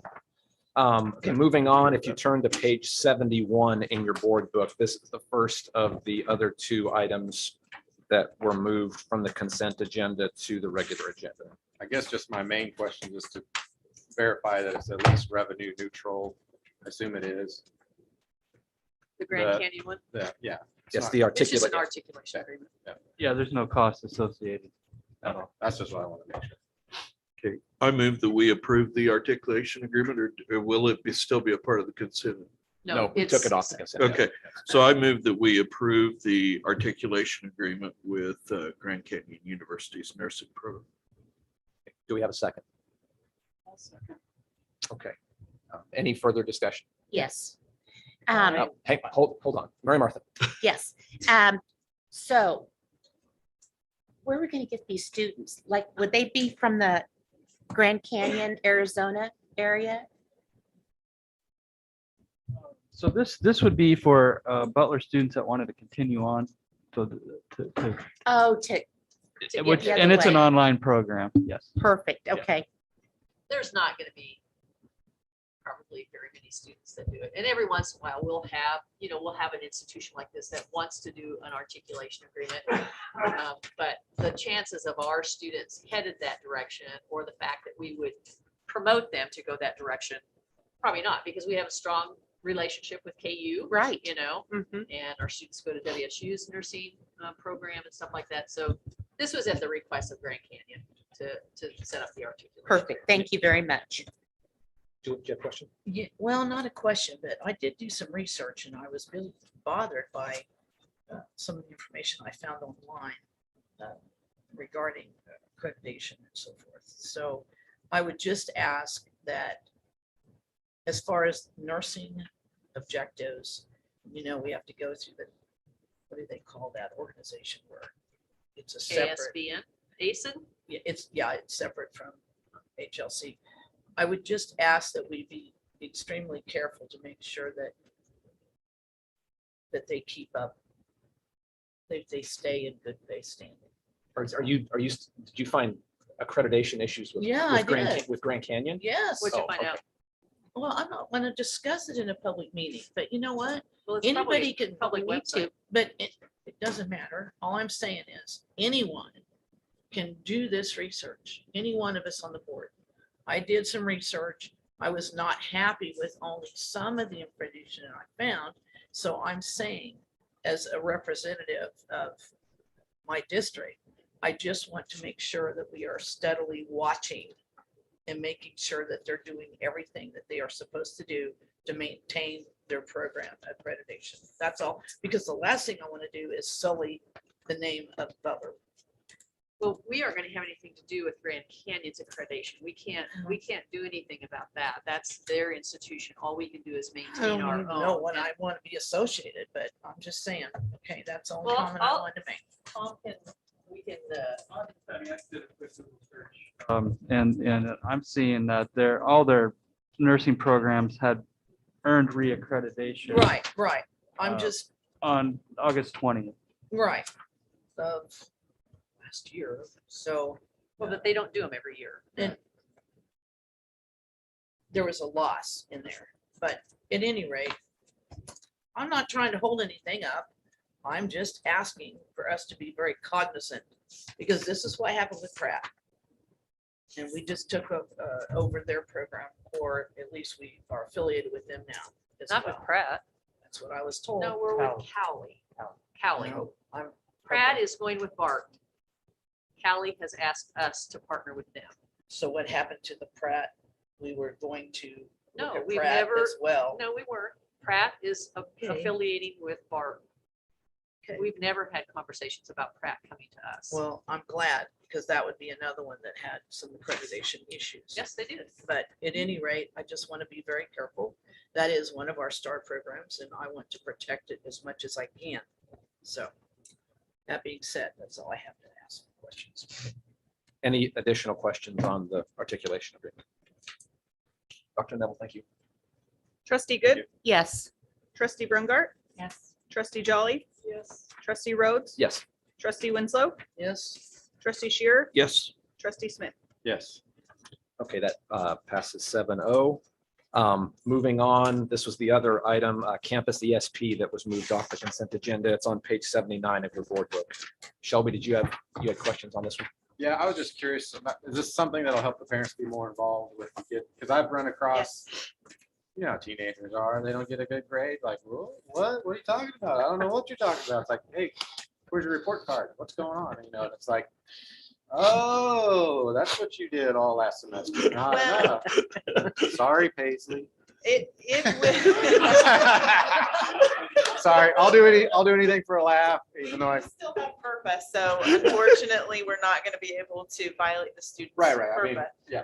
However, we are really excited about this the software platform, because it will allow us to communicate directly with parents and let them know what's going on campus. You know, it's time to enroll, just, you know, lots of important things. And then they can then be the one to nudge their student. Right. Like, hey, Right now, you need to it's get us enrolled. pulling.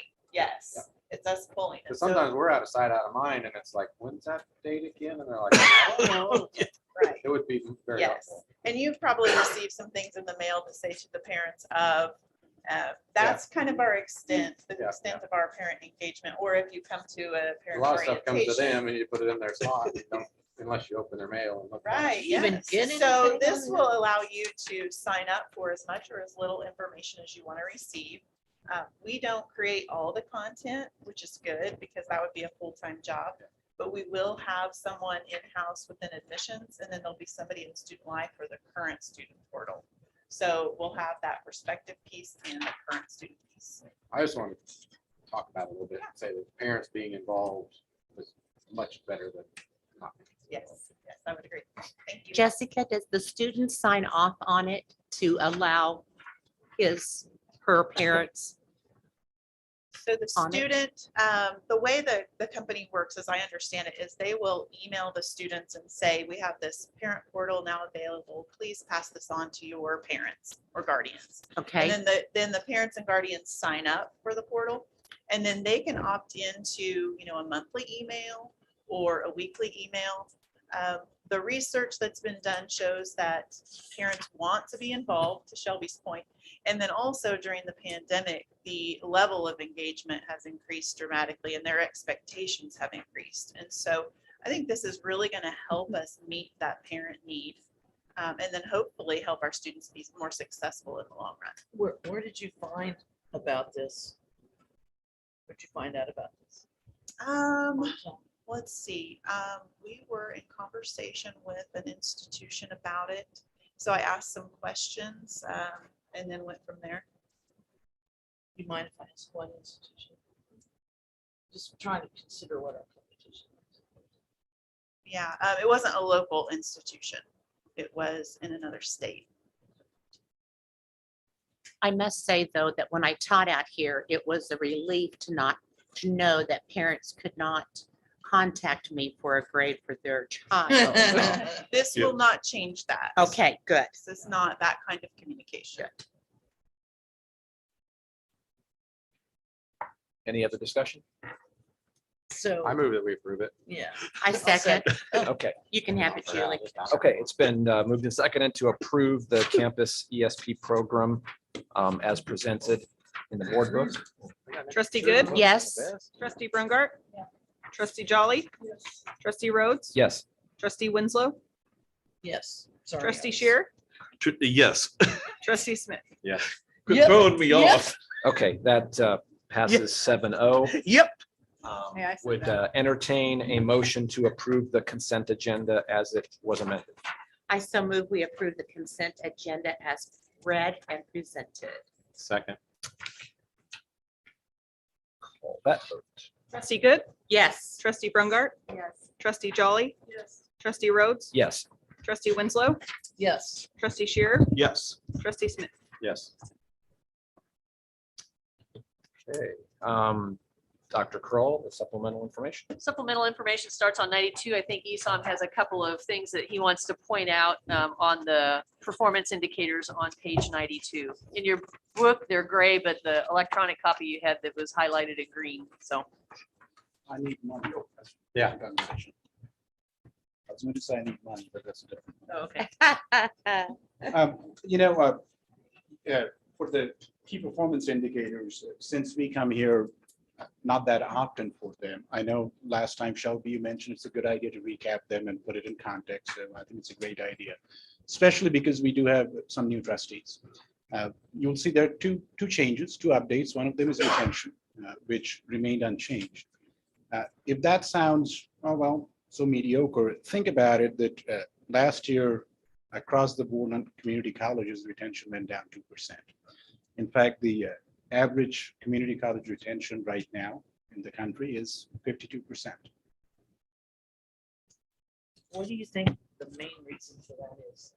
I mean, if you had to pick just one reason, would you say COVID? Would you say personal struggles, money?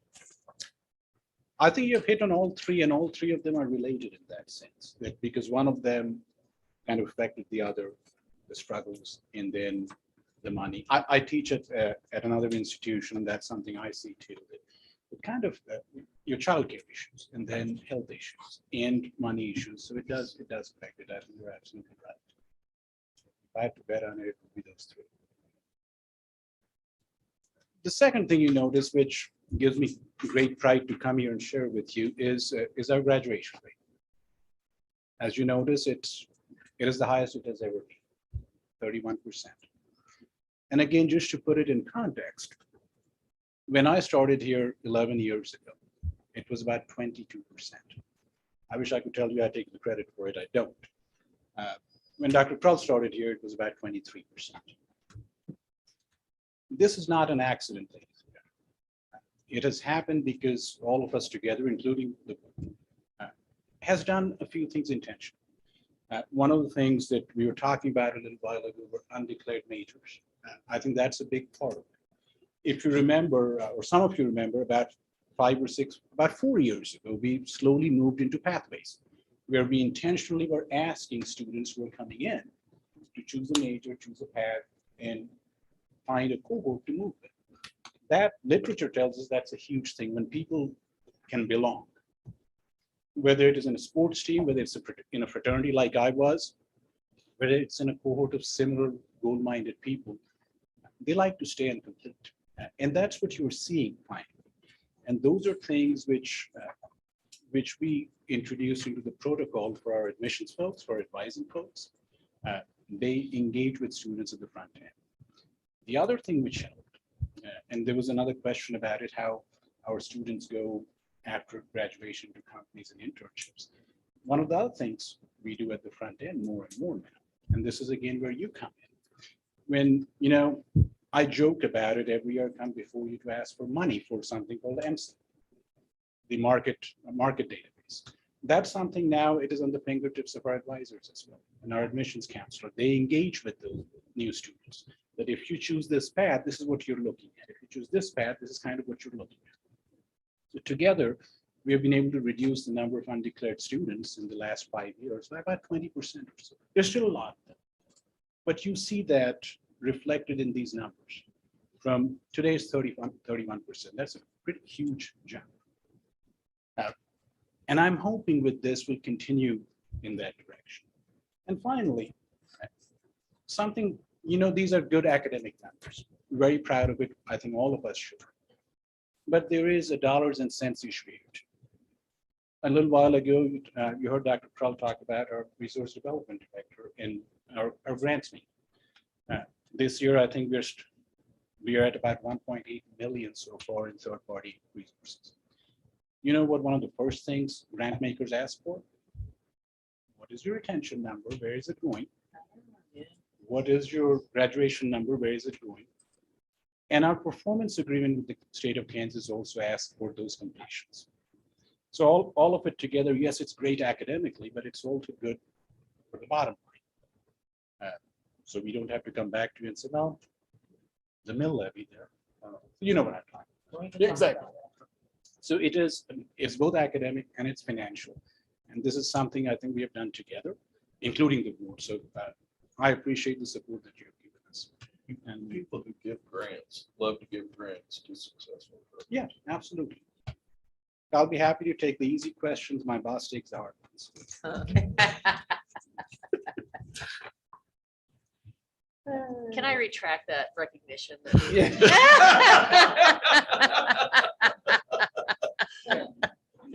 Thank you. Better take it like Stan. Thank you.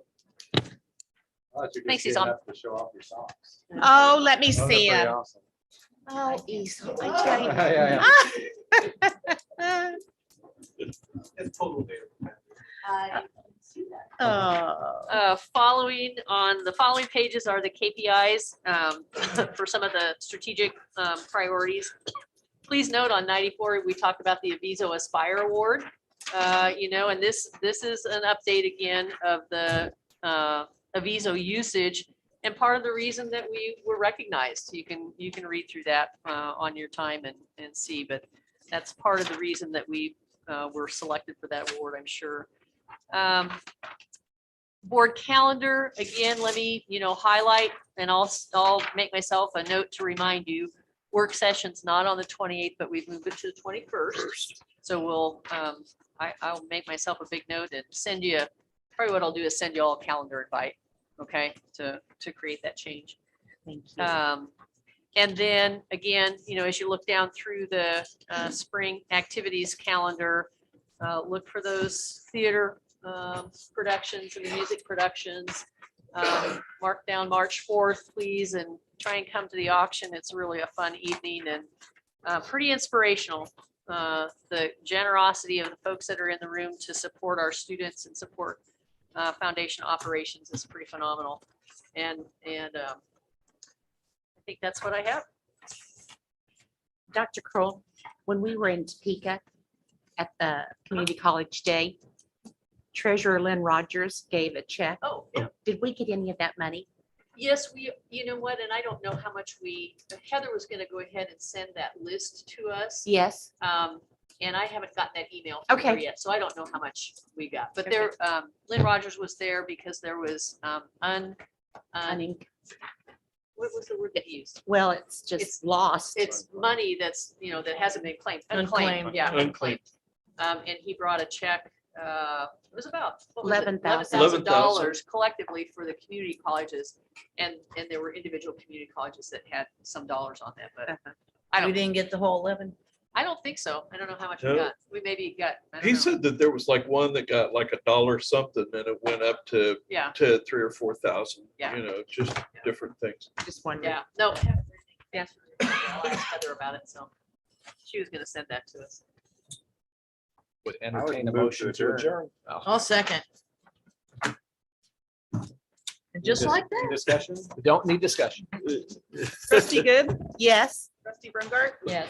trustee Jolly, Yes. trustee Rhodes. Yes. Trustee Winslow, Yes. trustee Shearer, Yes. trustee Smith. Yep. I guess I should say yep. And